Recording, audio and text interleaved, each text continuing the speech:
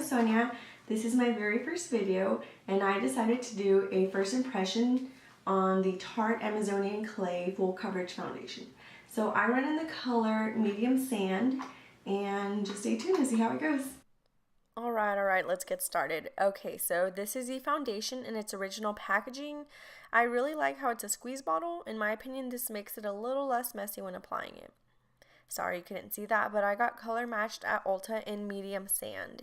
So to apply this foundation, I'll be using my Real Technique sponge, which I had already dampened.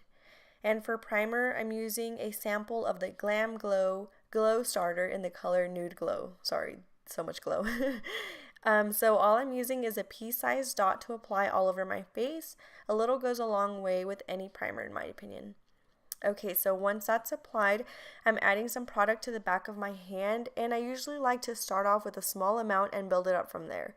So that's all I'm using to start off. I don't like to dip my actual sponge in the product. I prefer to dab it all over my face using my finger.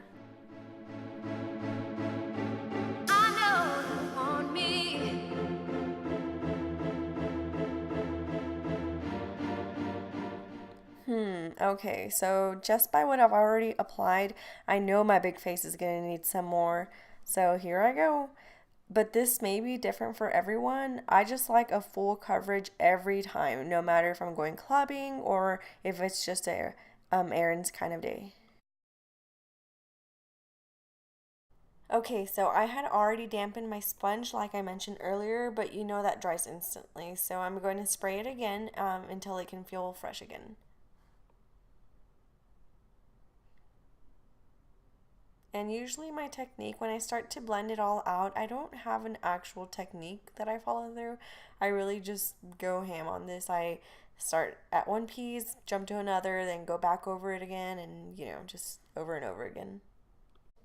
Okay, so overall, this foundation is definitely something new that I've tried. It's more of like a mousse consistency, which is okay. It's not what I usually wear. I usually use more of liquid type thing, but it managed to spread out evenly.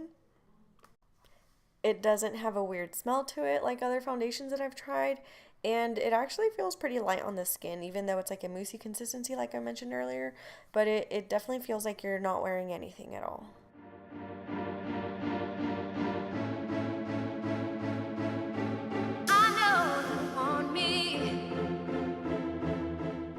Yeah, so after stepping out of this lighting and seeing it from here, I realized that this was probably not my color. It's a little lighter than what I hoped for, and maybe next time I'll actually color match myself. And after zooming in, it did cover, but I still see some red fine lines and just a few spots here and there, which I don't usually expect with a full coverage foundation. I would hope that would be covered a little bit more, so I just kept adding product and product and product and to get that full coverage, and even then I didn't feel it was completely full. Something about this foundation that I did really like is that I noticed on the beauty sponge it didn't really stick on there, so that just means that the foundation did transfer good onto the skin and the sponge did not absorb much of it, and I think that has to do with the consistency of it. Okay, so this is the final look. I was a little bit iffy, didn't know if it was really my color. Looks a little white on camera, but I don't know, I'll have to step outside of the light and see how it looks in person. But so far, I liked how it applied, and I think it went pretty good. It covered my pores. I'll zoom in a little bit.